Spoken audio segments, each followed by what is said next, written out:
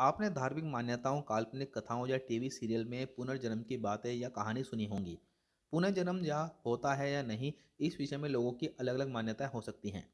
लेकिन राजस्थान के उदयपुर में पुनर्जन्म की एक ऐसी कहानी सामने आई है जो एकदम सच निकली है।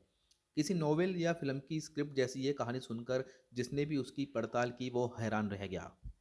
रिपोर्ट के मुताबिक राजसमंद में एक 4 साल की बच्ची ने अपने पुनर्जन्म को लेकर जो दावे किए वो हैं चुकाने वाले। मासूम बच्ची की बातों से उसके माँ बाप, सभी रिश्तेदार और गांव वाले सब अचरज में पड़ गए। दरअसल इस बच्ची ने अपने पिछले जन्म की जो बातें और किस्सा बताया वो एकदम सच निकला। पहली जिंदगी में उसकी मौत कब और कैसे हुई, बच्ची यह सब बताती है। नाथद्वारा से सटे परावल गांव में रहने वाले रतन सिंह चूड़ामत की 5 बेटियां हैं।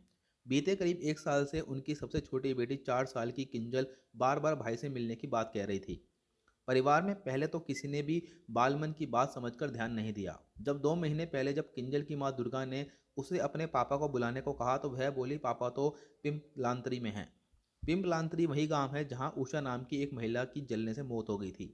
किंजल के अभी के गांव परावल से करीब 30 किलोमीटर दूर बच्ची ने कहा कि उसका नाम उषा है। अब किंजल की माँ का माथा ठनका। उसकी पुनर्जन्म की कहानी सबसे पहली माँ ने सुनी, फिर पूरे परिवार ने। बच्ची से सब पिमतांत्री गांव के बारे में अलग अलग सवाल जवाब किए गए तो उसकी बातों से पूरा परिवार सन रह गया। बच्ची की माँ दुर्गा के पूछने पर किंजल बताती है कि उसके माँ बाप और भाई समेत पूरा परिवार पिमलांतरी में रहता है। वह 9 साल पहले जल गई थी। इस हादसे में उसकी मौत हो गई और एम्बुलेंस यहाँ छोड़कर चली गई थी। पिता रह गए दंग। दुर्गा ने यह बात बच्ची के पिता रतन सिंह को बताई जो वह जिद कर रही थी। बच्ची के दावों को सुनकर उसे मंदिर समेत कई जगह ले गए। किंजल को डॉक्टरों को भी दिखाया तो भी उसमें कोई समस्या या बीमारी नहीं पाई गई। वो एकदम सामान्य और स्वस्थ थी। वो तो बस बार बार अपने पहले जन्म के परिवार से मिलने की रट लगा रही थी।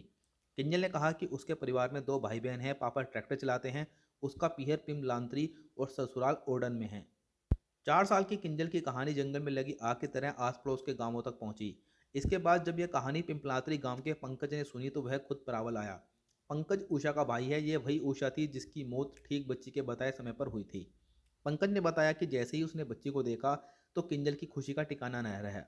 फोन में माँ और उषा का फोटो दिखाया तो वह रोने लगी। आखिरकार 14 जनवरी को किंजल अपनी माँ और दादा सहित परिवार के साथ पिपलांतरी पहुंची। एक एक बात एकदम सच निकली। उषा की मां गीता पालीवाल ने बताया कि जब किंजल हमारे गांव आई तो ऐसा लगा जैसे बरसों में वह यहीं रह रही हो। जिन महिलाओं को वह पहले जानती थी उनसे बात की, यहाँ तक कि जो फूल उषा को पसंद थे उसके बारे में किंजल ने पूछा कि वो फूल अब कहाँ हैं। तब हमने बताया कि 7-8 साल पहले हटा दिए थे। दोनों छोटी बेटियों और बेटों से बात की और खूब दुलार किया। गीता ने बताया कि उनकी बेटी उषा 2013 में घर में काम करते वक्त गैस चूल्हे में झुलस गई। उषा के 2 बच्चे भी हैं।